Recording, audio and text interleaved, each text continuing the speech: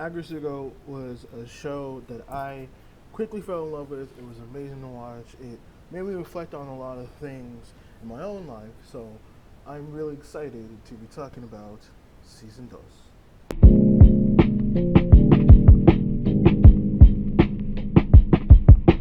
Season two takes place around a little after the Christmas movie.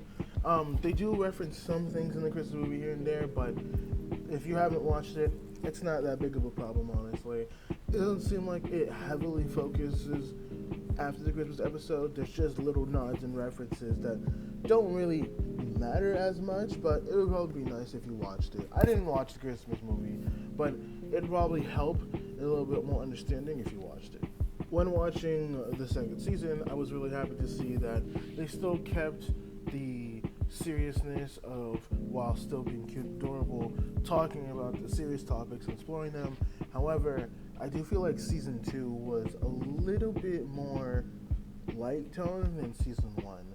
When I watched it, personally, I found that either A, they didn't really explore topics deep enough, or B, they weren't really taking it as serious as the first one. The first one had a lot of impact, had a lot of really introspective things going on, but season two didn't seem to have that. Season two seemed to be a little bit more lighter. It still hit on a lot of topics. It still talked about a lot of serious stuff, and it still made me reflect on my life as the first one did. However, I do feel like as the second one was a little lighter in tone, it didn't ruin the experience of the anime for me, but personally I found it to be kind of a little disappointing, but nonetheless still enjoyable. The best example for this that I could give is probably the Retsuko and Tanado relationship. That relationship, I feel like we could have explored a lot more into the relationship and that dynamic and Tanado's thinking versus Retsuko's thinking and the deeper, more rooted aspects of that. But I think it kind of just glanced over. It was like, oh yeah, this is a thing and this is how she feels, and then the boss pig, coming up and giving her the advice she needs to help. But other than that, for the most part, I feel as if this show could have maybe a few more episodes or a little bit more time really hammering in those deeper meanings towards things. There were a lot of characters in season one for me that season two didn't really showcase as much. There were either major characters in the first season that played minor roles in the second, or characters who had minor roles in the first, really not being shown at all, if any, very, very rarely at all in the second season. Washimi, Giro, and Haida, they still got their moments, and they formed this little cool group of what I like to call the Resco Protection Squad. But in the end, we don't really see much of Haida until the very end of the last couple of episodes.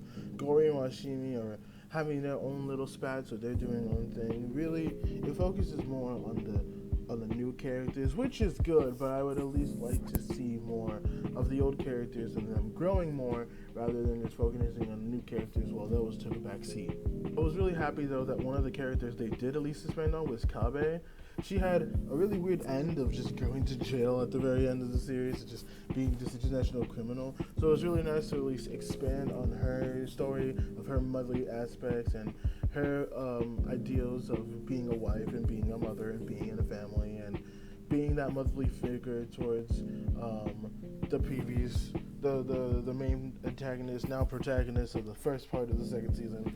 I was just completely blanking on his name, but it was nice to see that. It really made me like her a lot more, and honestly, I want another plushie of her that's just her constantly talking for about 5 minutes. I think that'd be a really cute thing. The two new characters that get introduced to this are Anine and Tanado. Anine was the name I previously forgot, but I stopped the video to look at the script. I do want to first talk about Tanado. When I first saw him get introduced, I thought he was going to be this character who was going to teach Retsuko about taking it slow and not taking things so seriously, which played into the theme of her really wanting to get married or really wanting to get in a relationship and really wanting her life to keep going and move faster than she wanted to. But it actually turned out that, he was this rich inventor and he had very clashing ideals with Retsuko, and the end of it, the message became more of the idea of you should never throw away your ideals for somebody, even if it's somebody that you love. I wasn't really happy with this ending at first. I had a couple of problems, but the more I sat on it, the more I thought about it. This is a really good message to really end the show on, really to end the season on, and I think it's actually stronger than the first one. I was really happy to at least see that message be done properly. While I still do think that they should explore it a little bit deeper, I still think that what they did was still impactful and good enough to really send a message and really make people look a lot more if they're in that situation, or make them look at their own ideals, or make them look at their own views of the world and maybe rechange it a little bit. The second character that was introduced to this is a 9, and the 9 is definitely the standout of this entire season. He is this crazy, batshit new employee who is very passive aggressive, who is very non-confrontational, at least when it comes to the most part of the series. He's very confrontational towards the end of his little feud with Retsuko and then later on Haida, but for the most part, he is a really interesting character. I did like his presence. He made me laugh a little bit. That one was definitely done well, I think.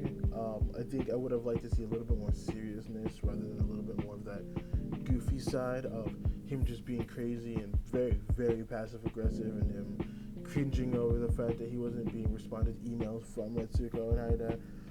But I thought it was a little nice start. It was good to see it at the start of the show rather than the end of it, to see that it started off light and then we slowly got into more serious things. So it was a nice mixture. However, again, repeating myself over and over again, I would like to see a little bit more seriousness. If we ever get to it, though, I would love to see Retsuko and the 9 kind of join forces in an alliance to another new coworker comes in who might be very annoying, with A9's very weird passive-aggressive nature and Retsuko's anger and metal. I could see that making for just a hilarious pair of just anger and passive aggressiveness and clashing of heads and all that. If we ever get that later down in the line, I would love to see just that dynamic happen. The animation for the most part was pretty similar. It's still cute, still adorable little red pandas and foxes and hyenas working in this space together. The music was probably the part that really I have more to say about. Retsuko's music is still as amazing as ever, although we did see more musical pieces from other characters in the show. First one being A9, and I do like the rapping part of it. However, the sub is far better than the dub. If you watch the dub on Netflix, I will recommend you either switch the language and just listen to the sub part of that. There is a clip on YouTube as well. That was just amazing. I always love Japanese rap because it sounds so fucking cool. But I'm kind of disappointed they didn't just keep that in with both versions of the show, but that's just me.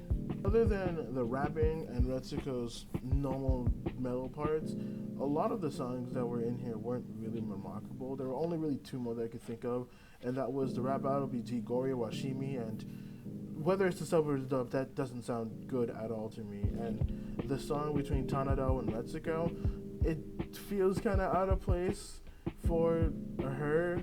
I don't think we ever really heard her sing. We might have in the first season, but that was just really out of place. It sounds nice and it's fitting for that scene, but I feel like it would have been a little better to have her yell and maybe be angry, but also at the same time just more in a loving way, just like, oh my god, you're so precious. Like, I don't know. I mean, it is an acknowledgement to Retsuko's feelings now really, really changing from anger to loving passion. But again, I think that's the time in which it was okay to not be that serious, because it would have been kind of out of the blue. It may have ruined the moment, but I probably would have enjoyed it a lot more if that was the case. But for the most part, other than the A9 rap and Retsuko's metal parts, a lot of the musical pieces weren't actually really good in this one. overall, I still like the majority of the show. I just feel like this season was just a tad bit of a downgrade from the last one. That's why I'm going to give this one an 8.5 out of 10. Last one, I did a blog on my Amino. I gave it a 9 out of 10. This one, I give it an 8.5 just because it felt a little bit less like it lived up to the first one, but I don't think it was that bad. There might have been one or two things that made it 8.5 rather than 9, but it wasn't a terrible show. I loved it. You should go watch it. If you watch the first, if you love the first, you'll go enjoy the second. I do recommend this. 2 people to watch. It is a good show. So go do that. Anyways, that's all the time I have to talk about this today. I'm sorry that my audio and my video is bad. It's going to be bad this week. I can't find my camera. I can't find my Yeti mic. My mic's over at one place. My camera's over at another place. None of them are in my apartment. I debated whether or not I should wait another week or not, but I need to crank out these videos. So I'm sorry if the video is bad. I'm sorry if the audio is bad. I'm sorry if everything is bad. But hopefully I put in enough decent quality for you to at least enjoy this video. So go ahead, smash the like button, subscribe to my channel, leave a comment down below, follow all the links at the bottom. I'm going to put a lot of links in the bottom. And don't forget to stay hydrated because it's hot as a motherfucker. And y'all need to stay hydrated. So remember, stay hydrated, and I will see you all next time.